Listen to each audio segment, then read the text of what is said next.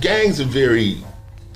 It's a different thing. Like say my daughter was in high school and she was living in an area called the Jungle, which is if you saw Training Day, the last area that happened. Yeah. I seen it. Actually, one of my partners I was interviewing live over there. It's not like it was before now, Okay, but so back that was then. Bloods. Yeah. Those are Bloods. My daughter lived over there with her mom when she was growing up. So I took her out to buy some sneakers. I wanted to buy her some blue sneakers because pretty much I'm from a Crip area. But then when I was in high school, I used to write gangbanger rhymes, and I would write them.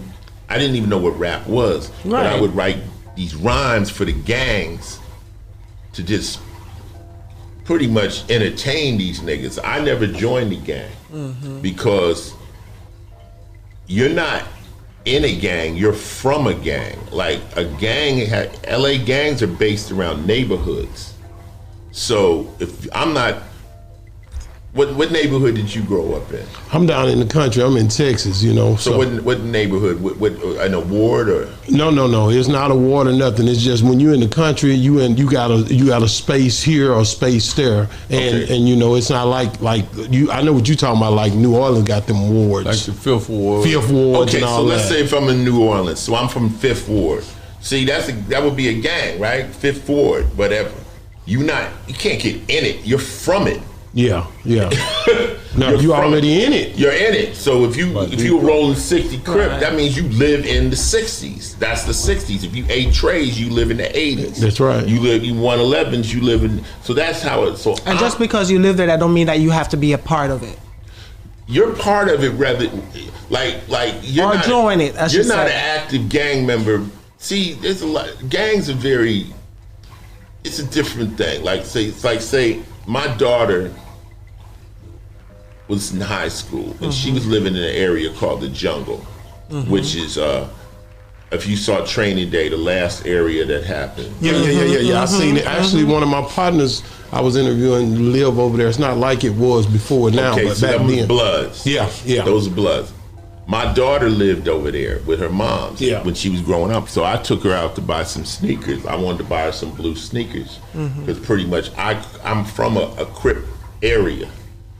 Dad, I can't wear. I can't wear that over there. I'm like, why? You in a gang? Nah, but I don't need it. It's gonna cause a problem. Feel me? So even if you're not in the gang, you understand the culture of that particular, the codes in that area. Now, you could be in a gang affiliate, like I'm a gang affiliate. People know me from 60s, they know me from Harlem's, they know me from different sets. But I never jumped in the set. You don't even get put on like that anymore, you know. But then you got active gang members who are actually out putting in work. Correct. There's a different degrees of how deep you are in the set. You know, this cat's in the set ain't never put in work, meaning actually gone and shot at the rivals. You see what I'm saying? If once you get in one of them cars and you go out and you handle business, that's active. Those are active motherfuckers, right? So it's kind of like the difference. I was in the Army, but I never went down range. Yeah. You know, I was in peacetime war. The different cats that actually went to Afghanistan, you separate yourself from them as a veteran. Correct. No, I never been downrange because you're not a combat vet. When you was at Crenshaw, was gang like I know I talked with Melvin them and we talked about X and all the different guys. Was were any of the friends that you associated yourself with in gangs? Everybody was. There you go. Everybody. That's why you say you in it, right? Everybody was. Crenshaw was a gang. When I went to Crenshaw, I graduated in '76. So I'm much older than Big U and all them cats, right? But when I went there, that was when there were some Bloods there. They used to call them the Brims. They were there, but they moved over to Manual Arts and they moved to Dorsey. And in Crenshaw, you got Harlem Crips, which are 30s. You have ETGs, A-Trade Gangster Crips.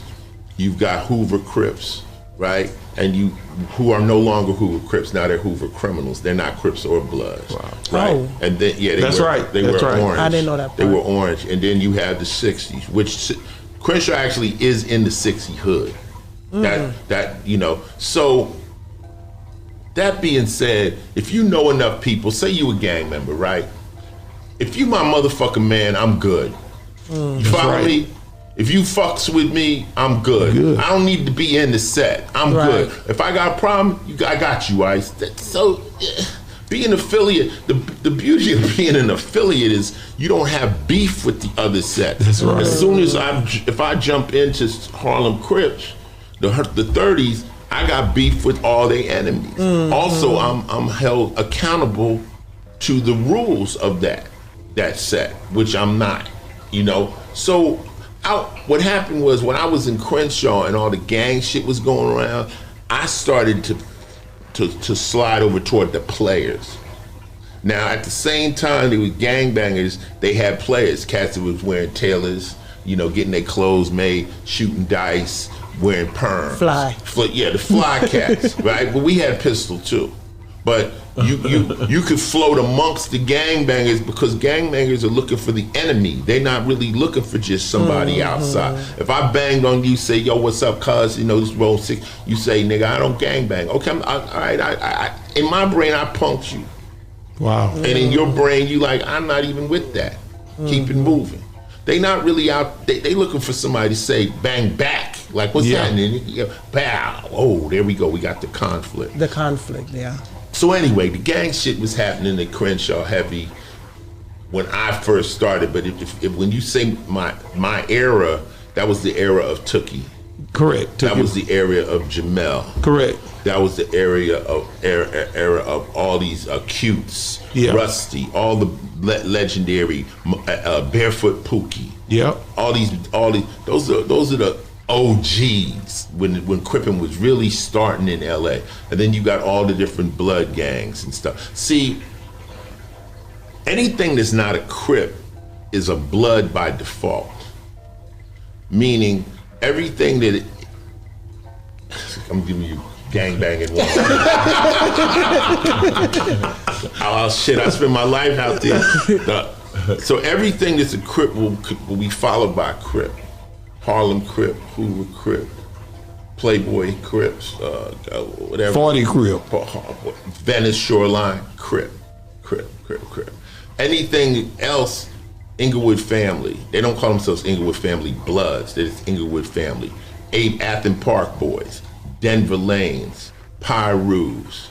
Those are all blood gangs, but they're not, you understand? So they're not even all connected. Those are separate gangs. Bloodstone Villains. So anything that's not a Crip is a blood by default. Oh, yeah. Wow. That's crazy. Make sense? It make a lot of sense. Okay, but the Crips are the biggest set. But then you got to also remember the Mexican sets out there. I didn't think about those, but they definitely were there.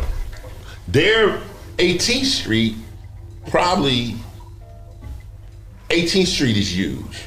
Then you've got Harpies, you got Sawtells, you've got East Lokes, you've got MS-13s. Is there any Jamaican sets anywhere? No, see, you know why? There's more Jamaican action out here on the East Coast. Because you're closer to Jamaica. Okay.